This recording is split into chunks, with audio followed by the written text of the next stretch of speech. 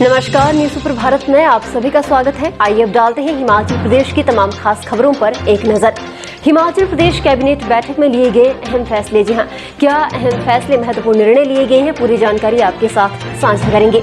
इसके साथ ही आपको बता दें कि 9 कमरों का 2.5 मंजिला मकान जला, 3 परिवार हुए बेघर। जी हां, किस स्थान पे ये घटना घटित हुई है, पूरी जानकारी आपके साथ साझा करेंगे। इसके साथ ही आपको बता दें कि रैंकिंग गंवाने के बाद जागे अधिकारी, कौन सी रैंकिंग अधिकारियों ने गंवाई है और क्या पूरी खबर है, इसके बारे में सारी जानकारी आपके साथ साझा करेंगे। आइए अब जानते हैं सारी खबरें विस्तार से।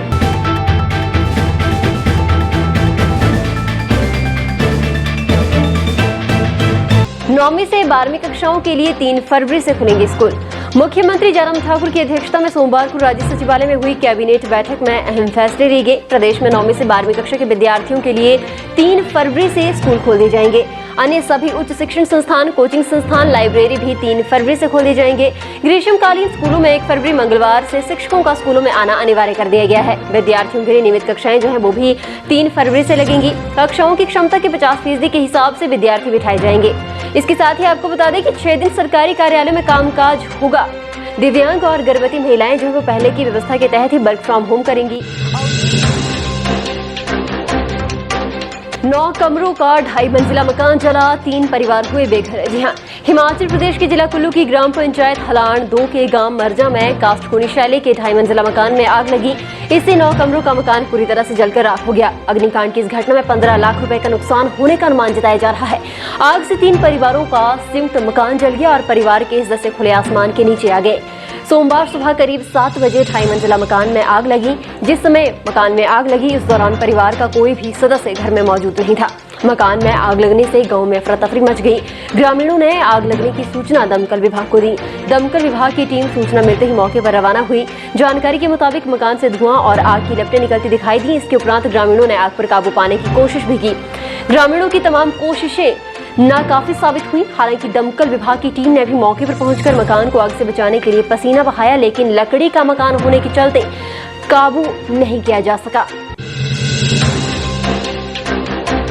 पार्किंग के चक्कर में सीढ़ियों से उतर गई कार, बाल बाल बची जान। जी हां, नाहन में दिल्ली गेट के समीप एमसी कॉम्प्लेक्स की एंट्री पर एक बड़ा हादसा टल गया है। यहां घूमने आए पर्यटकों की गाड़ी पार्किंग के धोखे में सीधे सीढ़ियों से उतर गई। इस दुर्घटना में चालक की जान तो बच गई, जो लोग कॉम्प्लेक्स के बाहर गैलरी में घूम रहे थे वे भी बाल बाल बचे। दुर्घटना की बड़ी वजह एमसी कॉम्प्लेक्स 2nd फ्लोर के ऊपर लगा पार्किंग का बोर्ड है। यह पार्किंग का बोर्ड जो है वो बिल्कुल एमसी कॉम्प्लेक्स की निचली दुकानों के एंट्री पॉइंट पर लगा हुआ है। बाहर से आने वाले सैलानी शहर घूमने के लिए पार्किंग के चक्कर में बोर्ड देख सीधा एंट्री कर जाते हैं। ऐसा नहीं कि ये दुर्घटना पहली बार हुई हो, इससे पहले भी 2 बार टूरिस्ट पार्किंग का बोर्ड देकर सीधी सीढ़ियां उतर चुके हैं, जबकि पार्किंग के लिए दूसरी ओर रास्ता भी है। गनीमत ये रही कि गाड़ी में बैठे पर्यटक को कोई चोट नहीं आई है। हालांकि गाड़ी को काफी नुकसान हुआ है। ममता ने कुचल डाला भगवान का दिया तोहफा। जी हां, पौंटा में मां की ममता को शर्मसार करने वाला मामला प्रकाश में आया है, जहां राजवन के समीप सिरमौर के जंगल में एक नवजात बच्चा मृत अवस्था में मिला है। सूचना पर पुलिस ने बच्चे को कब्जे में लेकर अस्पताल पहुंचाया, जहां पर चिकित्सक ने उसे मृत घोषित कर दिया। मिली जानकारी के मुताबिक पुलिस को राकेश कुमार निवासी सिरमौर ताल ने बताया कि अपने परिवार के सदस्यों के साथ सुबह 9 बजे जंगल में लकड़ियां और पत्ते लाने के लिए आए थे। जब वे मंदिर के नजदीक NH 707 के नीचे जंगल में लकड़ियां निकाल रहे थे तो पेड़ों के साथ एक गुड़िया नजर आई। हिमाचल को केंद्रीय बजट से बद्दी चंडीगढ़ रेल लाइन और मंडी एयरपोर्ट की आस, इन घोषणाओं की उम्मीद। हिमाचल प्रदेश में परिवहन विस्तार का दारोमदार केंद्रीय वित्त मंत्री निर्मला सीतारमण द्वारा 1 फरवरी को पेश किए जाने वाले केंद्रीय बजट पर निर्भर करेगा। इस बार बजट से बद्दी चंडीगढ़ रेल लाइन परियोजना के लिए बजट घोषित होने की उम्मीद है। इसके अतिरिक्त राज्य की उम्मीद Bhanupalli Bilaspur very rail line निर्माण के लिए एक मुश्त पर्याप्त बजट मिलने की भी है, जबकि हेरिटेज रेल का दर्जा प्राप्त कालका शिमला रेल में नए कोच जुड़ सकते हैं। मंडी ग्रीन फील्ड एयरपोर्ट को बजट में केंद्र सरकार राष्ट्रीय महत्व की परियोजना के तौर पर शामिल करती है, तो सेना के लिए चीन सीमा तक पहुंचने में सुविधा होगी, जबकि इस परियोजना का लाभ प्रदेश की पर्यटन संभावनाओं पर नजर आएगा। प्रदेश सरकार औद्योगिक निवेश की दृष्टि से हिमाचल को सबसे उपयुक्त गंतव्य के तौर पर विकसित करना चाहती है। देखना यह है कि केंद्रीय बजट में औद्योगिक क्षेत्र को किस तरह की रियायतों की घोषणा होती है।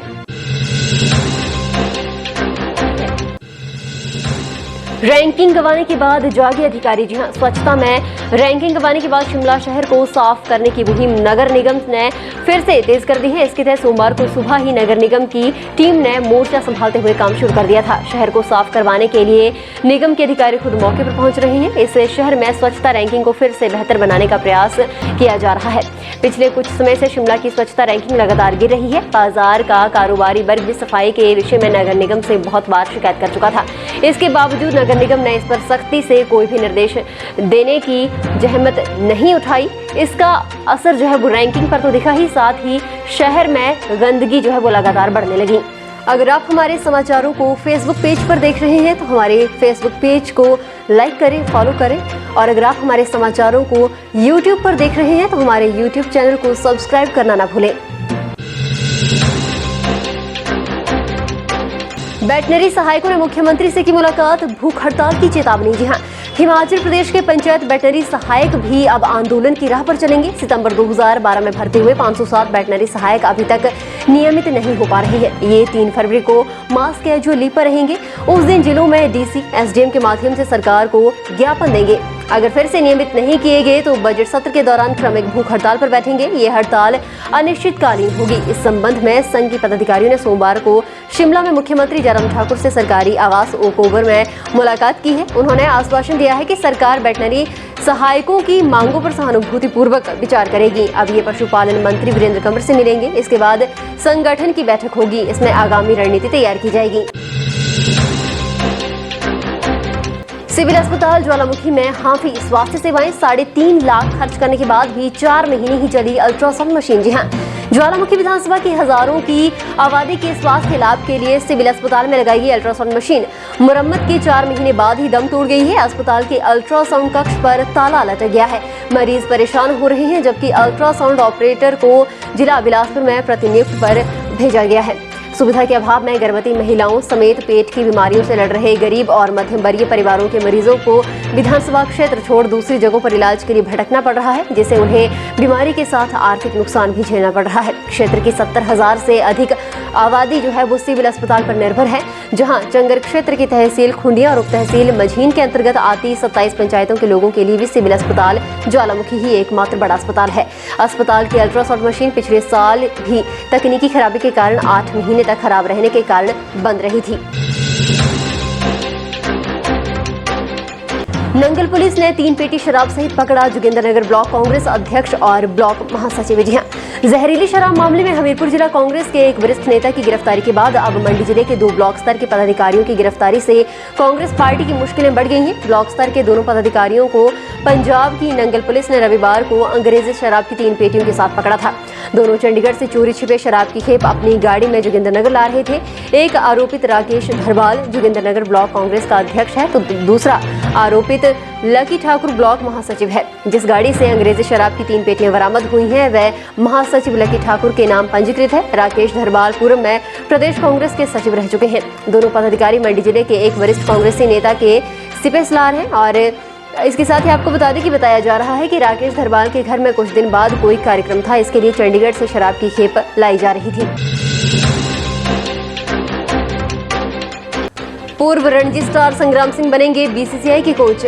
पूर्व रणजी स्टार संग्राम सिंह ने बीसीसीआई कोच बनने के मापदंड पूरे कर लिए हैं। बीसीसीआई ने हाइब्रिड लेवल 2 कोचिंग कोर्स में उनको शामिल किया है। डिग्री मिलने के बाद उनको बीसीसीआई की ओर से देश के किसी भी जिले में क्रिकेट कोचिंग के लिए नियुक्ति दी जा सकती है। मंडी जिले के क्रिकेटर ऋषि धवन ने भी बीसीसीआई कोच बनने के मापदंड पूरे कर लिए हैं। हाइब्रिड लेवल 2 कोचिंग कोर्स करने के लिए बाकायदा इन दिनों खिलाड़ियों की 10 दिन की ऑनलाइन क्लास भी लगाई गई थी। नाहन में रविवार को पत्रकारों से बातचीत के दौरान संग्राम सिंह ने कहा कि 2 खिलाड़ियों को हाइब्रिड लेवल 2 कोचिंग कोच के लिए चुना गया है, बस कोच का सर्टिफिकेट मिलना भी बाकी रह गया है।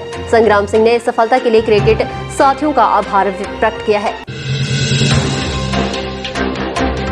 फिलहाल के लिए बस इतना ही, और बड़ी खबरों के लिए बने रहें न्यूज़ सुपर भारत के साथ। धन्यवाद।